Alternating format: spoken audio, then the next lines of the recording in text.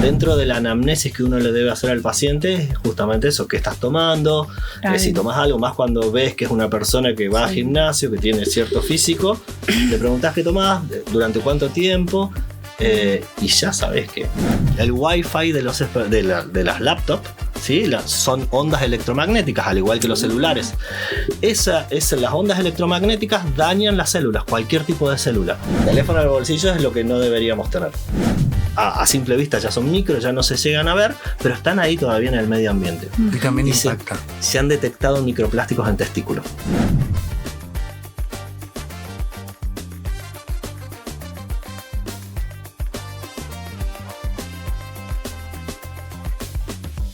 Buenos días, tardes o noches, bienvenidos al primer capítulo de Más Allá del Diagnóstico, un podcast sobre salud, prevención y calidad de vida. Yo soy Fabio Miret y con la doctora Ana Bettina, bioquímica de vasta trayectoria en Meyer Lab, hablaremos con expertos para entender lo que hay más allá del diagnóstico.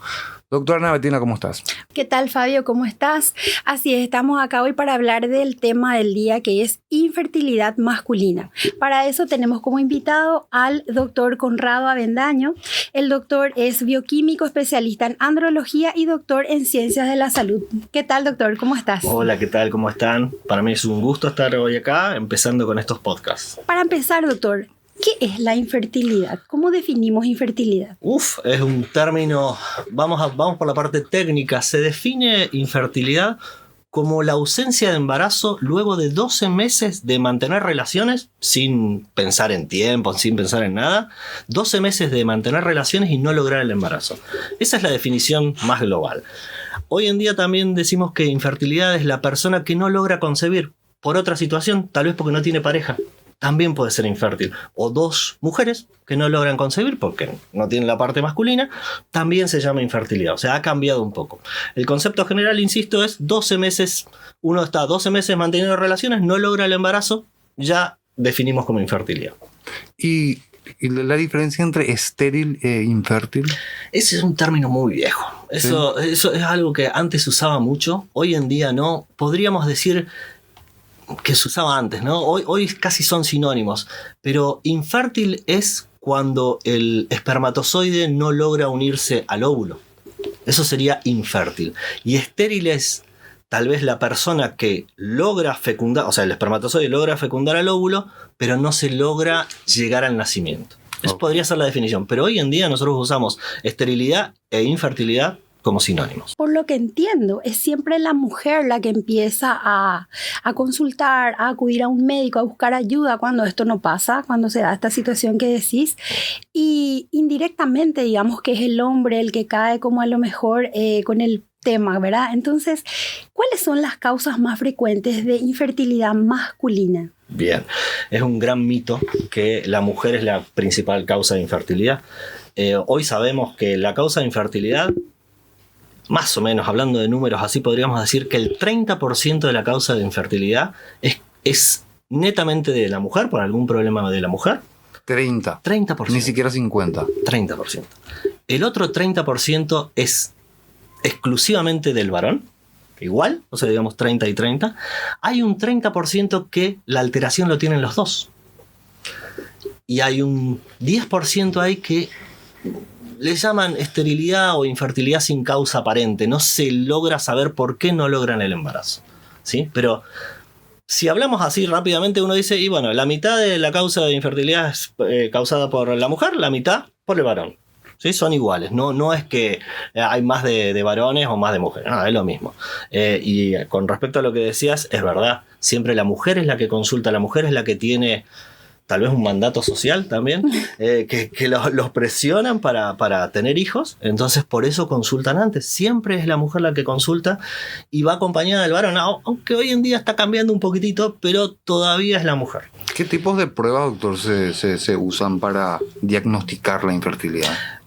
En la mujer, lo primero que se evalúa rápidamente, porque vamos a hablar del varón, que es más importante en esto, pero no, en la mujer lo que se ve son dos cosas. Se ve la fábrica de esos gametos que llaman óvulos, que están en los ovarios, entonces se puede evaluar por ecografías o por estudios hormonales. La hormona antimülleriana hoy es la más importante.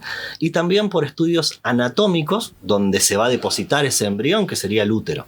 Esos serían los dos estudios o las dos áreas donde debería estudiarse a la mujer. En el varón, el estudio clave e indispensable, hay otros, pero el indispensable es el análisis de semen. Es lo primero que se tiene que estudiar. Se debería estudiar, además de la anamnesis clínica que uno debería hacer para ver los antecedentes, sí o sí el análisis de semen. Y después hay estudios complementarios, como estudios genéticos también, que son sumamente importantes. El cariotipo es sumamente importante en los dos, en la pareja.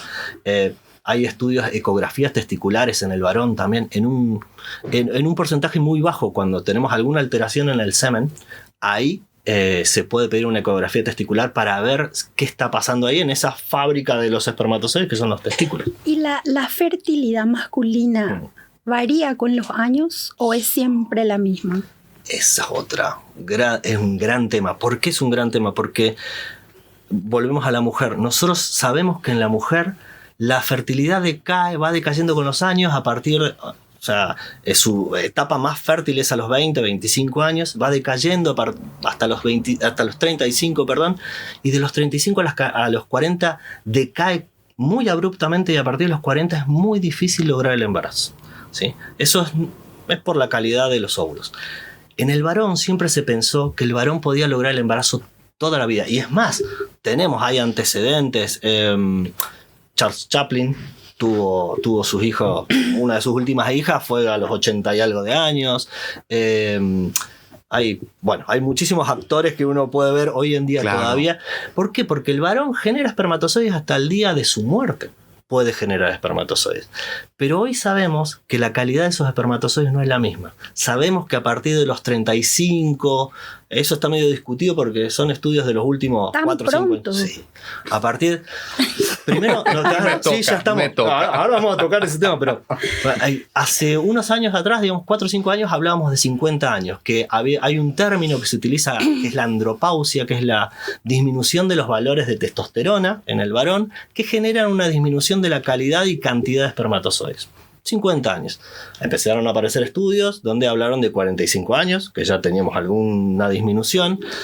Empiezan a aparecer nuevos estudios donde hablamos ya de 40 años, que los varones mayores de 40 años tienen mayor chance de tener hijos con algunas alteraciones como autismo, prevalencia mayor de autismo y esquizofrenia. Y hay trabajos hoy en día que hablan de 35 años, ya de varones mayores de 35 años que tienen mayor prevalencia. Un trabajo que se publicó hace 2 años atrás, bastante grande, donde dice que los varones mayores de 35 años tienen mayor chance de tener hijos con algún tipo de estas alteraciones. No son grandes cosas, pero sí.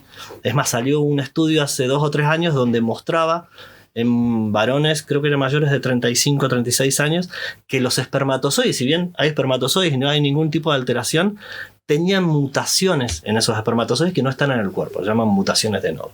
Y es más, nosotros tenemos en Neolife, tenemos un estudio que hicimos hace un par de años con nuestros pacientes de fertilidad, que les hacemos tratamientos de fertilidad, y los pacientes mayores, nosotros encontramos que en los pacientes mayores de 37 años, súper jóvenes, que llamado de atención, esos pacientes tenían más chance, lográbamos embriones, se transferían esos embriones, se embarazaba, pero tenían más chances de perderse que un varón menor de 37 años, de perder esos embarazos.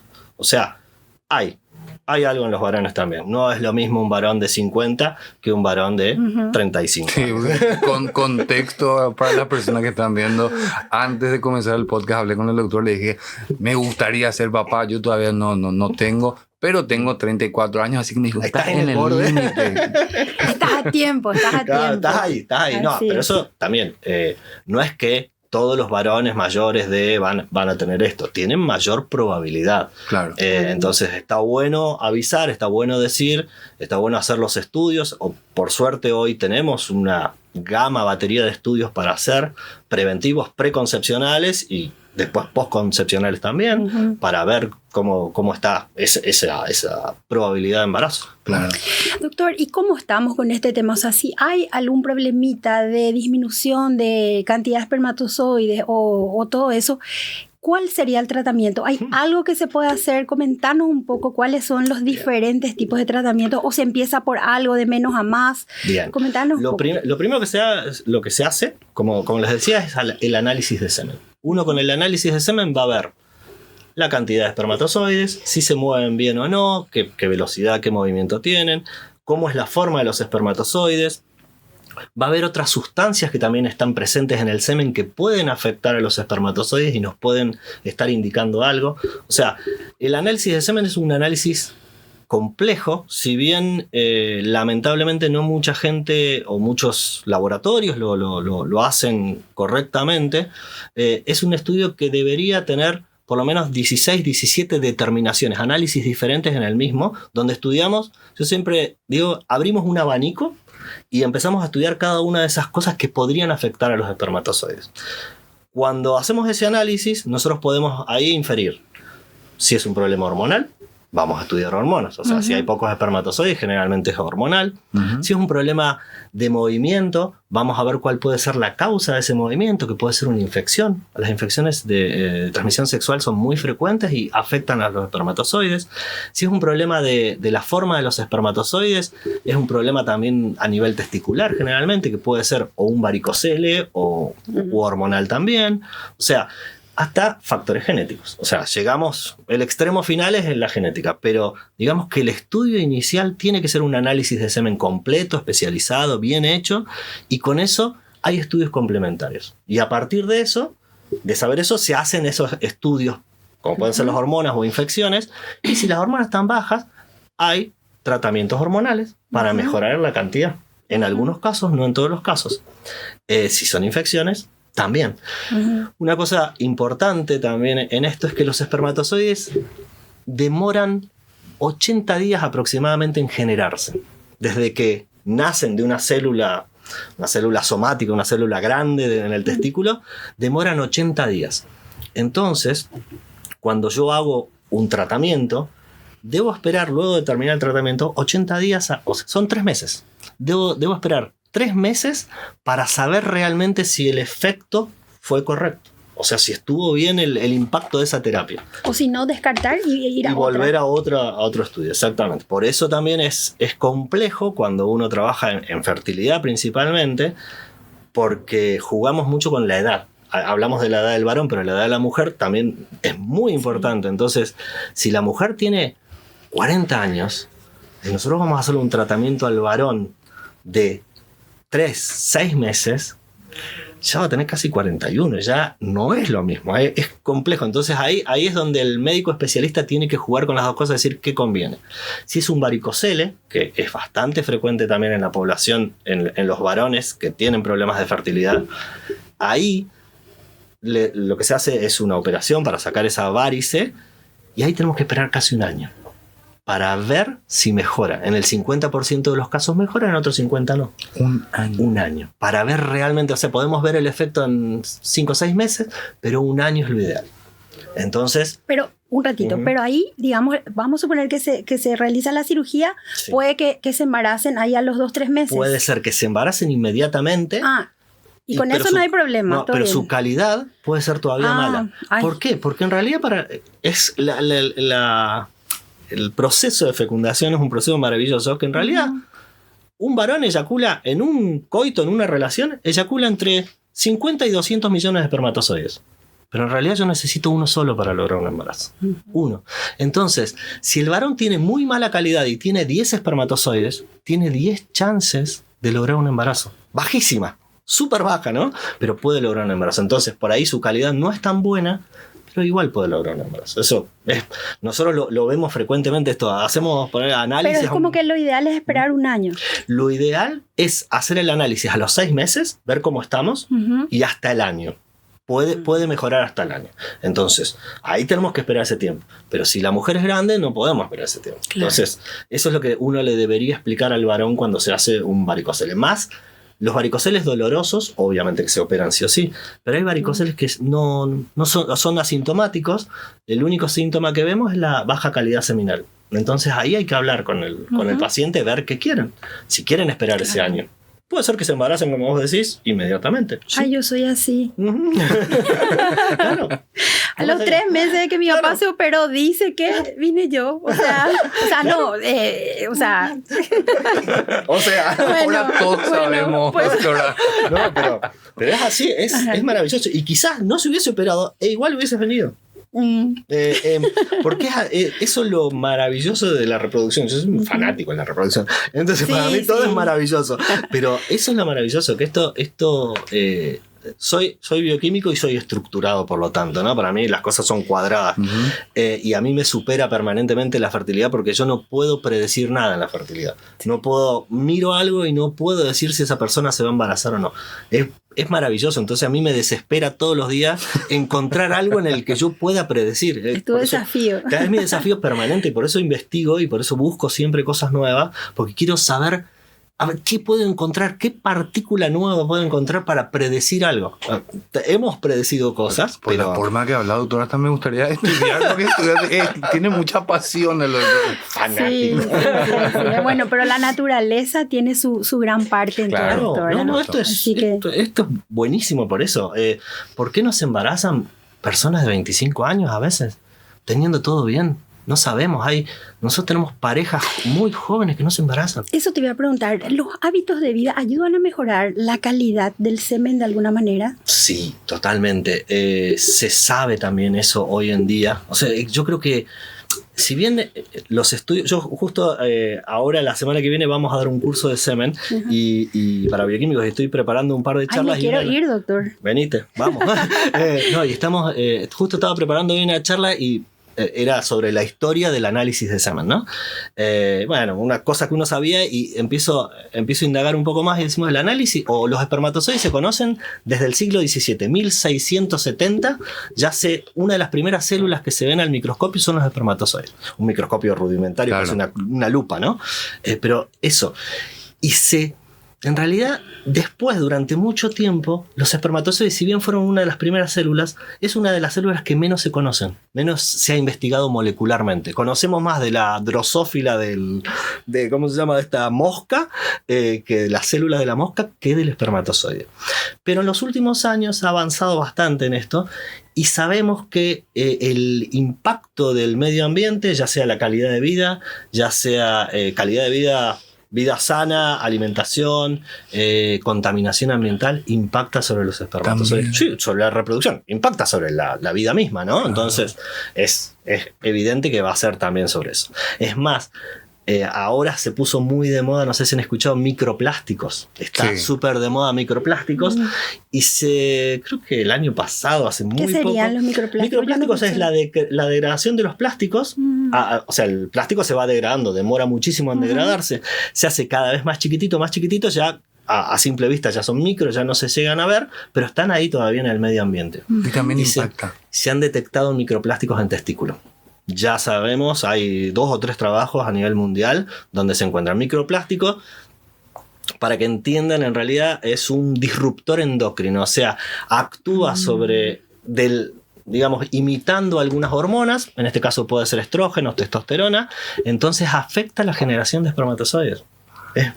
Todo es muy nuevo esto, ¿eh? O sea, doctor, hablamos de... Perdón que te interrumpa. Hablamos de casi que la fecha de caducidad del esperma, pero no hablamos del rango etario para poder embarazarse. ¿Cuál sería el mejor rango etario para poder embarazarse?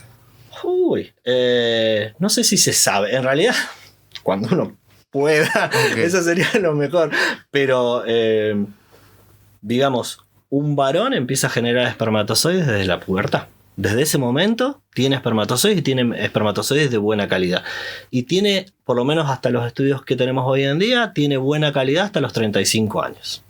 Ese sería. A partir de ahí disminuye, estás en el borde. Ten cuidado. Pero vamos a buscar, vamos. Pero ese sería, sí, lo mejor.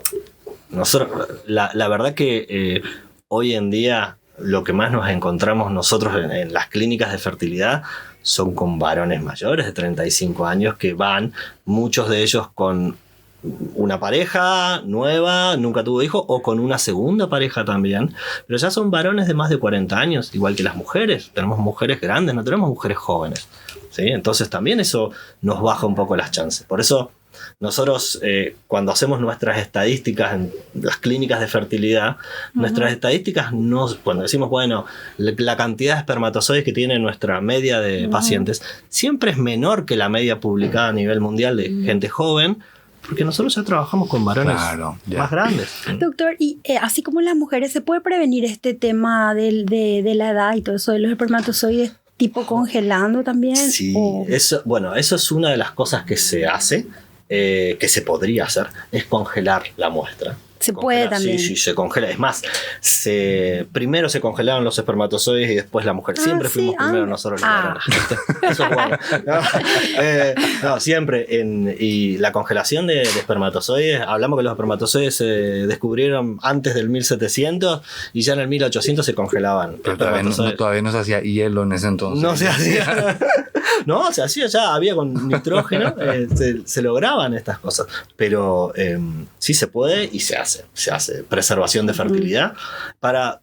En realidad la preservación de fertilidad masculina se encara por 3 lados hoy en día. La primera es pacientes que van a ir a tratamientos, principalmente de cáncer, ¿sí? Con radioquimioterapia. La radioquimioterapia va a afectar las células que van a generar los espermatozoides, ¿sí? Entonces, lo que se hace se previene porque lo van a dañar y después no van a funcionar más esas células. Se congelan esos pacientes, sí. La segunda es en varones que van a ir a vasectomía. Hoy en día el método anticonceptivo le llaman, para mí no se llama anticonceptivo, pero bueno, ese método de vasectomía, los varones previo a la vasectomía, muchos de ellos congelan su muestra porque si bien no quieren tener hijos, algunos después no saben si van a seguir con la misma, no saben si van a seguir con la misma, claro, después quieren cambiar. Sí, es normal, es frecuente, es un seguro que tenés, la gran mayoría no lo usa, honestamente, por mi experiencia.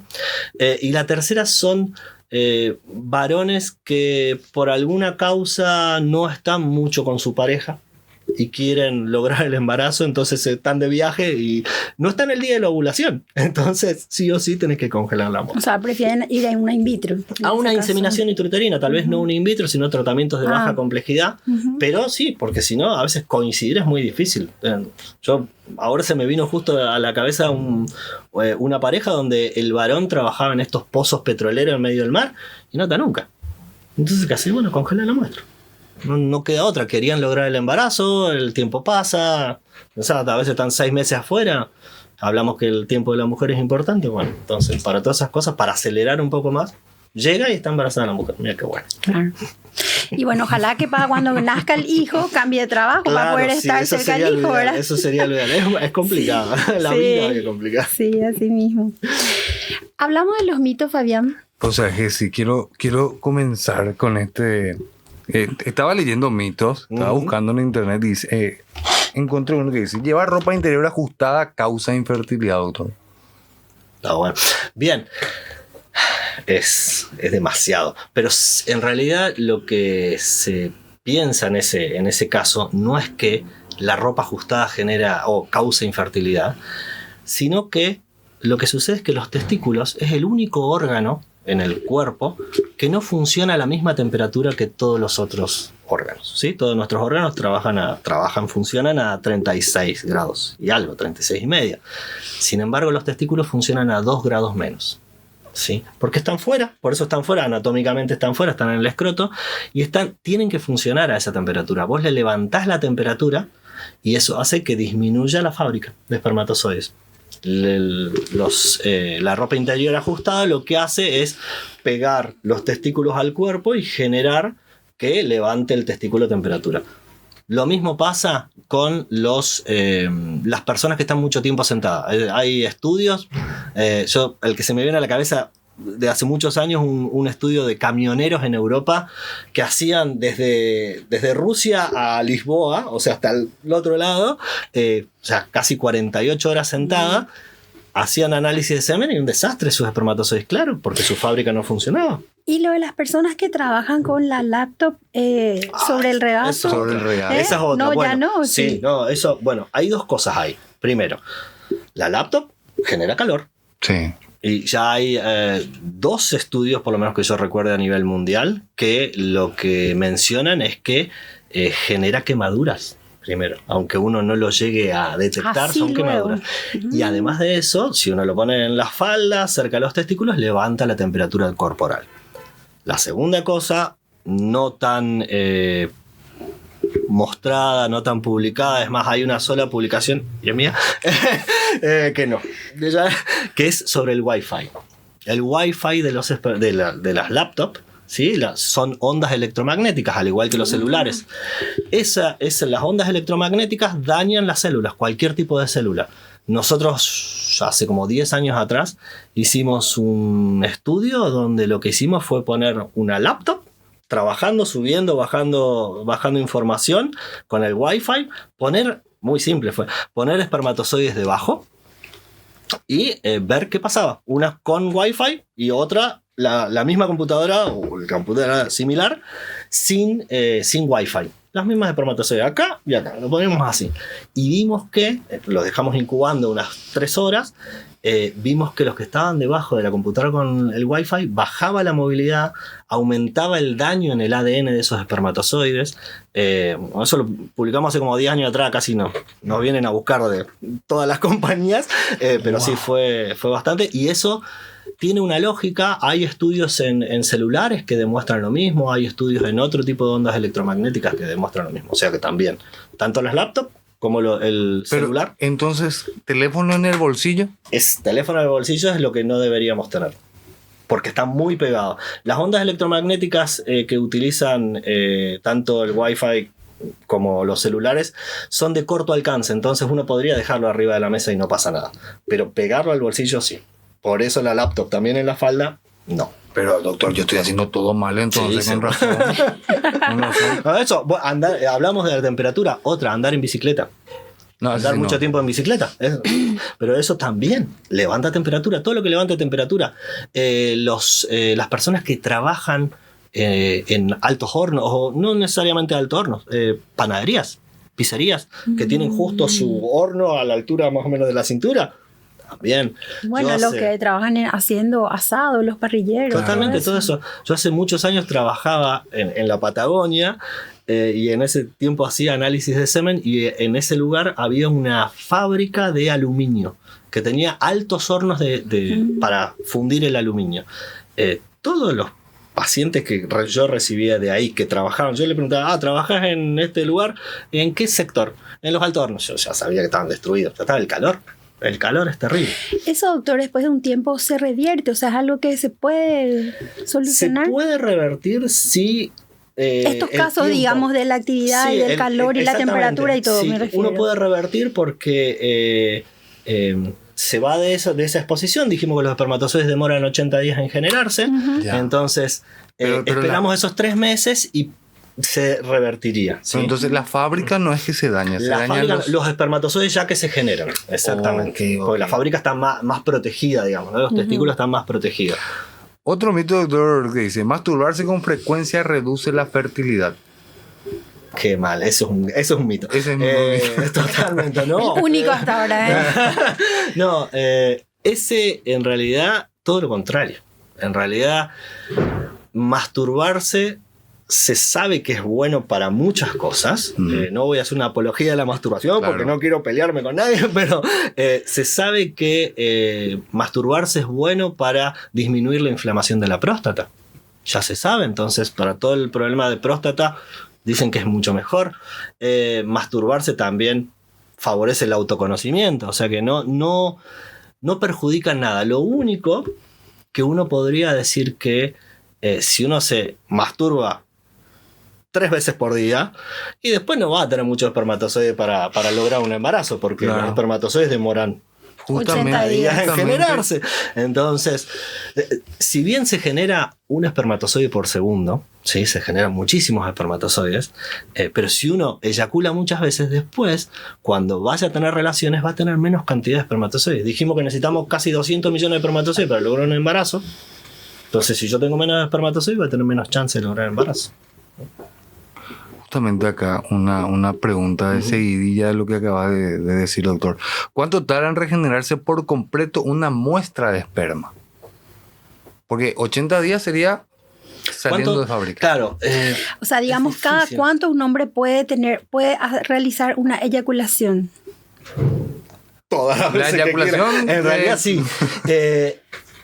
En realidad la eyaculación o el semen es una suspensión. Químicamente es una suspensión donde tenemos un líquido con células. Las células son los espermatozoides y el líquido lo aporta la próstata y otra glándula que se llama vesícula seminal. Eso es el semen. Claro. Las glándulas, tanto la próstata como la vesícula seminal, son bolsitas que se tienen que llenar de líquido. Entonces, si uno en una eyaculación uno no logra vaciar esa bolsita, pero si tiene 2 o 3 relaciones seguidas, no va a tener más semen, no va a tener más líquido. O sea, espermatozoides sí seguro va a haber, porque dejemos que se genere un espermatozoide por segundo. Entonces, espermatozoide siempre va a haber. Lo que no va a haber es semen suficiente como para que salga liberar, el espermatozoide. Claro. El proceso de eyaculación es todo es interesante para mí, claro. pero el proceso de eyaculación es un proceso donde uno en el orgasmo mismo se empiezan a liberar espermatozoides y se empujan con los líquidos. La próstata es el primero que empuja ese líquido para salir y luego la vesícula seminal. Entonces, si no tenés los líquidos, no va a salir nada. Claro. Doctor, como último mito, dice, ¿el consumo de soja o productos con estrógeno afecta la fertilidad? Sí, bastante, ¿no? O sea, tampoco si te va como una milanesa de soja no pasa nada, pero si uno come muchos alimentos con estrógeno, sí, porque el estrógeno lo que hace es inhibir la testosterona. La testosterona es la hormona necesaria para la generación de espermatozoides. Si ese estrógeno primero te va a generar ginecomastia, ¿no? Vas a empezar a tener gusto también si consumís mucho estrógeno. Claro. Pero la realidad que sí, pero es mucho lo que deberías. Más que el consumo de alimentos con estrógeno, quizás tomar algún complemento que se utilizan hoy en día mucho para gimnasio y cosas que no tenga estrógeno. Eso sí, eso es más grave, digamos, que la alimentación en sí. En un tiempo se hablaba... ¿En los esteroides decís? Claro, ¿O qué? Exactamente. ¿Sí? Y sí, bueno, los esteroides que tengan testosterona, lo que va a hacer primero es impedir que el organismo genere testosterona. Porque el organismo va a decir, tengo testosterona externa, ¿para qué voy a tomar más? Claro. La testosterona es la que genera espermatozoides.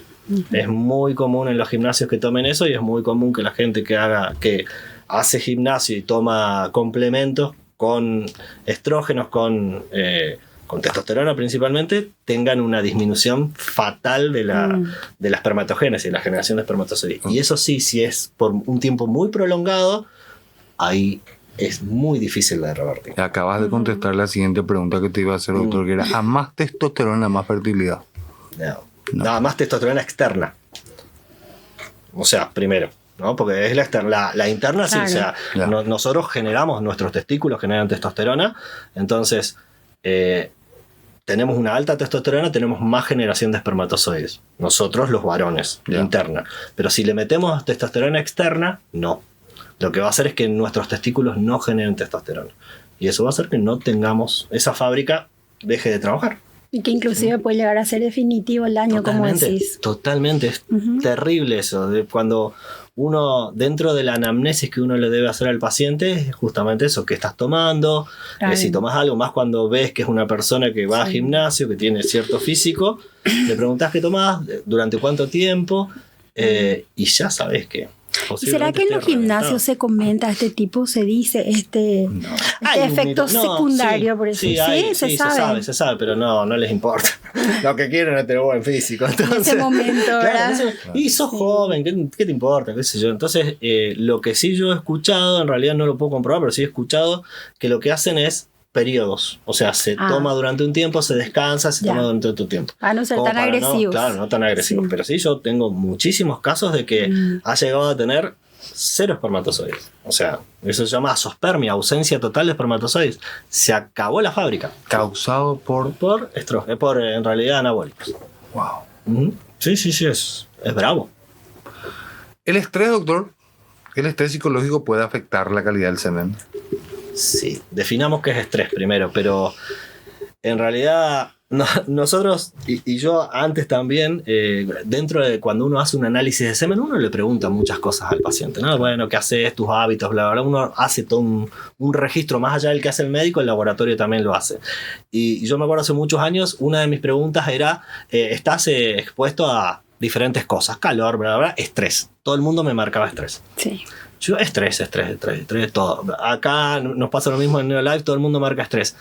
Pero en realidad el concepto de estrés real es otro. Eso es, bueno, sí, estoy medio alterado, me presionan por otro lado. El estrés genera oxidación de las células, pero estrés significa una persona que está bajo bombas, bajo ametralladoras. Eso se ha visto en algunos lugares que están en conflicto, que baja la fertilidad, baja la calidad de semen en esas poblaciones porque están en estrés real. Ahí sí se sabe. ¿Sí? Pero el estrés que tenemos, que nosotros decimos que tenemos estrés, ese estrés no va a afectar, por lo menos evidentemente, la fertilidad. El estrés laboral no. El estrés laboral, salvo que sea demasiado, es muy difícil que tu cortisol se te vaya a la miércoles, que tengas un estrés en todo el cuerpo. Deberías ver otra cosa, deberías ver caída de cabello, deberías ver otras manifestaciones. ¿Sí? Eso es estrés, realmente. Pero sí se ha visto que el estrés afecta la generación de espermatozoides. ¿Por qué? Porque afecta a las hormonas. O sea, eso se ha visto en modelos animales. ¿Sí? Le metes gran estrés y hace. Qué bueno. Doctor, la gente que nos escucha, que quiere consultar contigo, ¿dónde te encuentra? Yo trabajo dentro de Neolife, soy el Lab Manager, es el título, coordinador de los laboratorios de Neolife. Ahí me pueden encontrar y también yo hago más, como habrán escuchado, pero hay más investigación. Me gusta, también soy el director de la parte de investigación, que es lo que más hago, pero ahí estamos en Neolife, acá en Barrio Jara. Igual dejamos tus redes por acá y tus números Adelante. también para Sí, poder. totalmente. Para que la gente se contacte contigo. Absolutamente. Doctor Conrado, muchísimas gracias por estar con nosotros hoy. Un gusto. Un gusto también para nosotros haberte tenido acá y bueno, esperemos que en algún momento volvamos a tenerte para hablar de otro tema. Totalmente. Bueno, muchísimas gracias. Muchas gracias por la invitación. Gracias a Graciela Riera, que fue la que me insistió que venga. Gracias. Las personas que estaban viendo esto en un diferente formato, muchísimas gracias también. Nos encontramos en el siguiente capítulo.